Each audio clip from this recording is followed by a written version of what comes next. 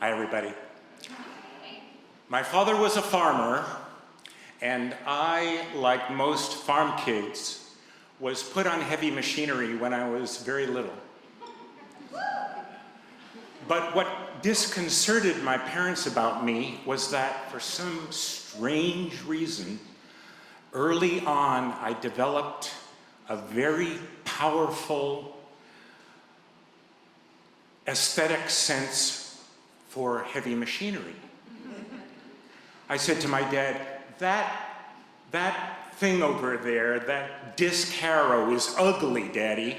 But that plow over there, look at how shiny it is. It's just beautiful.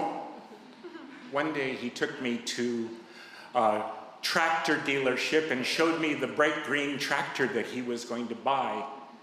I said, Daddy, it doesn't have the smokestack going up. And we're not going to be able to see the black smoke. He said, Dan, you have to understand that most people don't think that a smokestack out of a tractor is a pretty thing and a pretty part of the equipment. And most people don't like to see black smoke. They put the smokestack under the belly of the tractor so it'll go out the end. One day we were on the road, my dad and I, and a tractor trailer went by. I looked at the tractor. I couldn't believe my eyes. I said, Daddy, that tractor doesn't have a nose. He said, I guess you haven't seen the new cab-over tractors. The driver sits over the front wheels, and the driver sits over the engine, and there's no need for a hood out there in front, because there's no engine out there. I said, I don't care about the driver. I don't care about the engine. That truck does not have a nose, and it is ugly. On my 6th birthday, they gave me a party, my parents did, and they invited the grandparents from the East Coast to come to Michigan and share in the festivities. They brought a big package for me, and they put it on the living room floor. And they were all giggly and googly-eyed and said, Danny, it's your birthday, open the package. I got down on my knees and I took the paper off, and there was this shiny orange tractor trailer. I got down closer and I scrutinized it.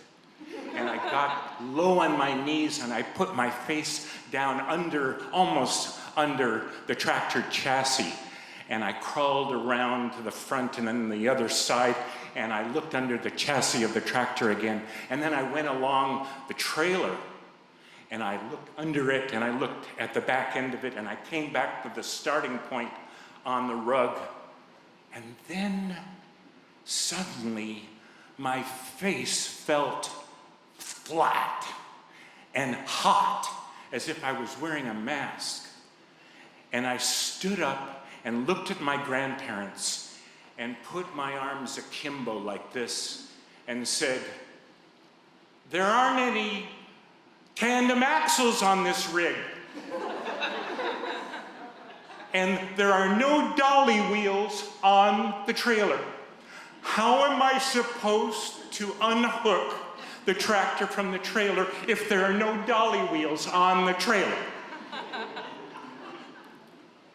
They had a funny look on their face, and I, at my young age, realized that in their whole entire life, they had never heard this terminology before. They didn't know about parts of a rig. They didn't know what made a rig beautiful and what made a rig ugly. And I stomped my feet and I took off and I went to the bedroom, slammed the door, because little Danny Millar, 6 years old, was the world's authority on beauty and ugliness in tractor trailers.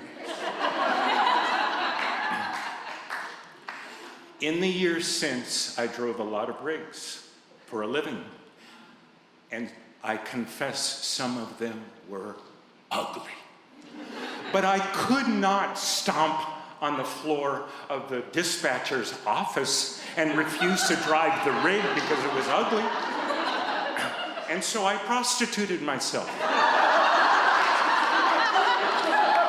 I drove ugly equipment sometimes.